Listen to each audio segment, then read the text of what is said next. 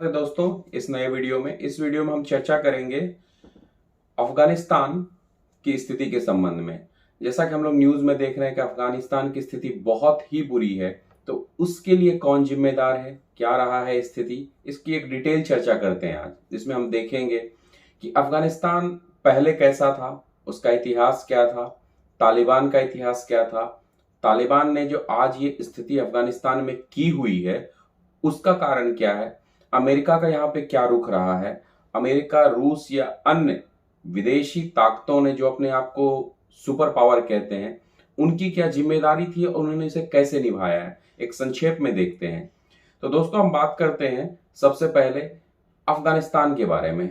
अगर भारत के नजरिए से देखा जाए तो कभी हम इसे गांधार कहते थे, बाद में कांधार एयरपोर्ट के बारे में तो आप सब लोग जानते ही होंगे। महाभारत की अगर बात करें तो शकुनी का राज्य माना जाता था, उसके बाद वो फारस कहलाया। फारस का इतिहास बहुत ही समृद्ध इतिहास रहा है, इसके बारे में कभी फिर हम चर्चा करेंगे। और उसके बाद अगर अफगानिस्तान की बात करें तो अफगानिस्तान का 1933 से लेके 1973 तक का जो इतिहास है वो सबसे व्यवस्थित काल है। इसलिए व्यवस्थित काल है, उस समय जाहिर शाह का शासन था, यानी राजतंत्र था और सबसे ज्यादा व्यवस्थित शासन था।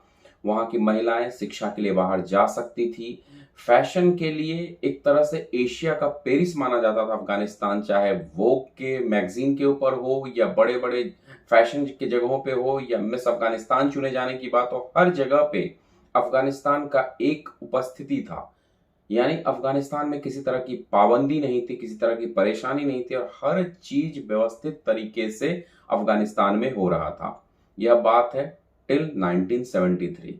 फिर उसके बाद साम्यवादी सरकार आई और साम्यवादी सरकार को हटाने के लिए मुजाहिदीन, जो आज तालिबान है, मुजाहिदीन और सोवियत रूस की सेनाओं के बीच में लगभग 1989 तक संघर्ष चला।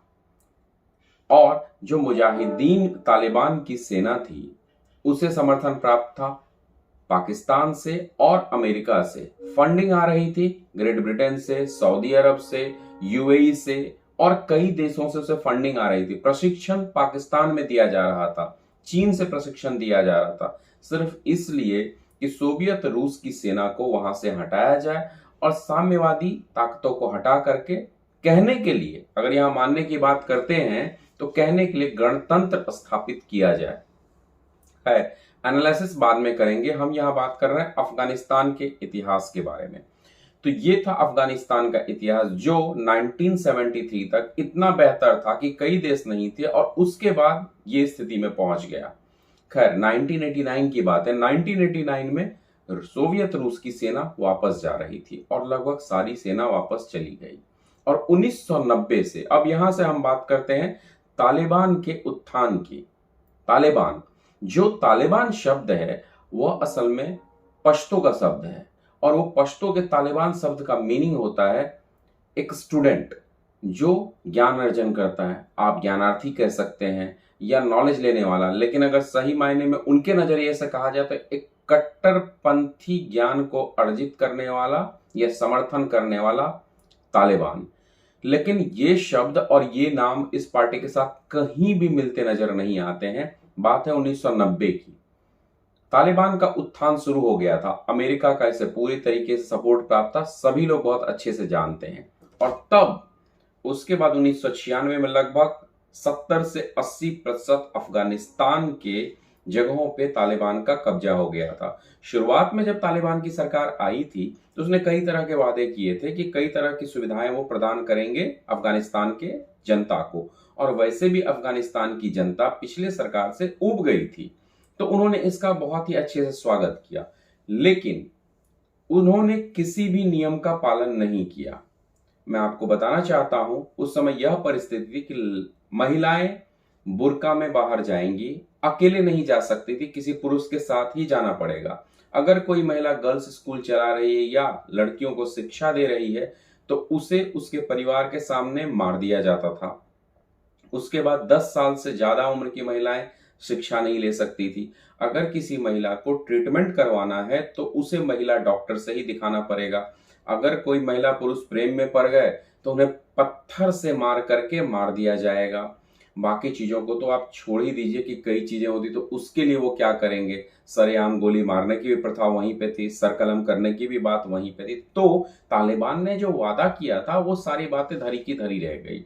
यह था 1996 के बाद तक, और अमेरिका सहित सभी विदेशी या सभी बाहरी ताकतें या पश्चिमी देश आंखें मूंद करके बैठे थे, और यूएन भी बस सभी देख रहे थे, कुछ कर नहीं रहे थे। अफगानिस्तान और वहां के समाज सेवी के कई गुहार लगाने की, यहां तक था तालिबान का इतिहास। अब एक बदलाव आता है।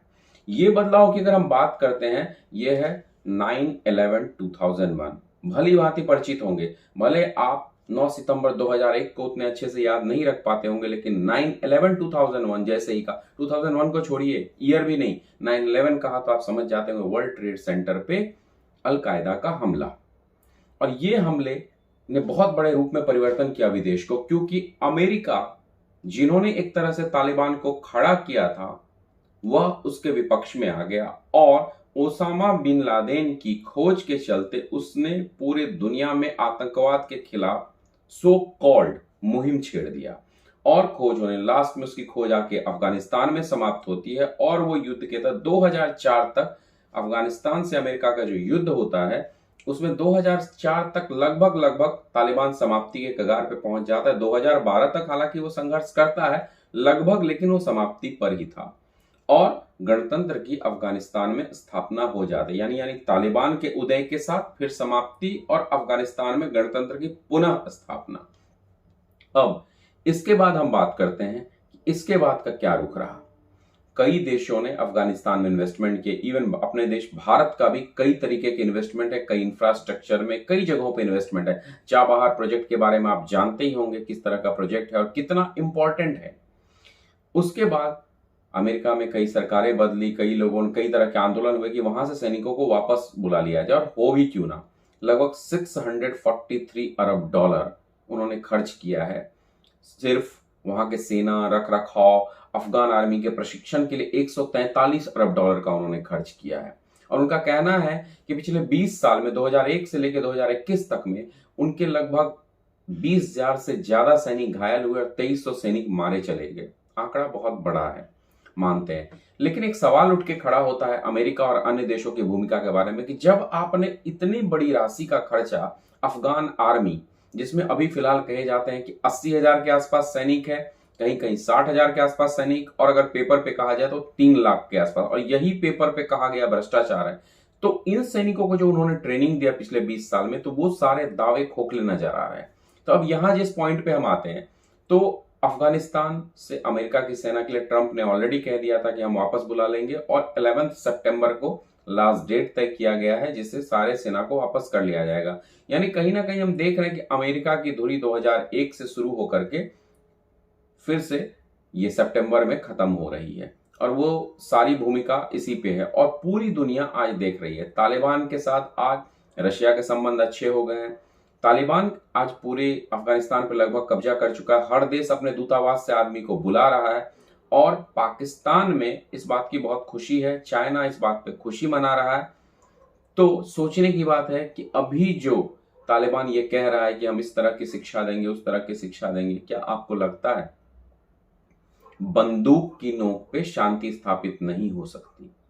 हालांकि कई देश ये भी कह रहे हैं कि बंदूक के नोक पे बनाई गई सरकार का हम समर्थन नहीं करते हैं, लेकिन यह भी फैक्ट है कि चाइना और पाकिस्तान का पूरा समर्थन है, और पूरी दुनिया आंखें मूंद के नहीं खोल के यह तमाशा देख रहे हैं। ये एक अच्छी सभ्यता जो कभी जन्नत समझी जाती थी वो जहन्नुम में तब्दील हो चुकी है सिर्फ आतंकवाद के चलते, और कोई कुछ नहीं कर रहा है, क्योंकि मध्य एशिया का वो बहुत ही इंपॉर्टेंट राष्ट्र है, कई लोगों के लिए महत्वपूर्ण है, तो बस उसे एक आतंकवाद और जंग का अखाड़ा बना दिया गया है सभी देशों के लिए। कभी सोवियत रूस के रूप में, कभी तालिबान मुजाहिदीन के रूप में, या कभी अफगानिस्तान ओसामा से बदला लेने के रूप में। लेकिन अगर उसके विकास की बात करें तो ज्यादा कोई नहीं करता। भारत के अलावा सभी देश चुप है। हालांकि भारत भी कुछ नहीं कर सकता इस परिस्थिति में, अकेले वो क्या कर पाएगा, लेकिन भारत के कई तरह के इन्वेस्टमेंट थे, कई तरह का सपोर्ट था, और अभी फिलहाल वह कुछ नहीं कर पाएगा इस परिस्थिति में। लेकिन आखिर फिर यूएन के बनाने का क्या उपलक्ष्य होता है, मुझे बताइए। अगर यूएन बनाया गया तो उसका उद्देश्य क्या था? और तालिबान जैसे संगठन से यह उम्मीद करना कि अफगानिस्तान का विकास करेगा, यह हम कैसे उम्मीद करें? क्या महिलाएं सेक्स स्लेवरी में नहीं जाएंगी? इसका हम उम्मीद कर सकते हैं?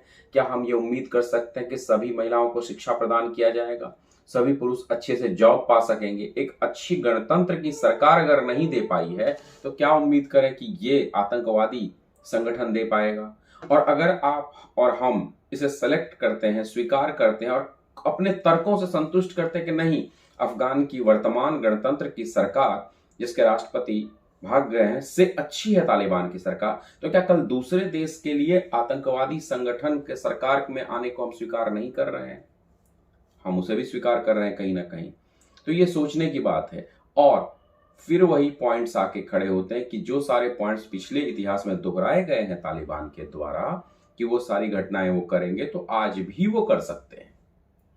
एक आतंकवादी संगठन से आप उम्मीद नहीं कर सकते। और आज जो दुनिया इस परिस्थिति में अफगानिस्तान को फंसे हुए देख रही है, तो उस परिस्थिति में फंसे हुए देखने के बाद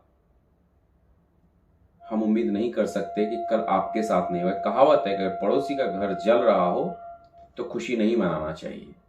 अगला नंबर आपका हो सकता है, तो अगला नंबर पाकिस्तान का हो सकता है और हम उसके पड़ोसी हैं।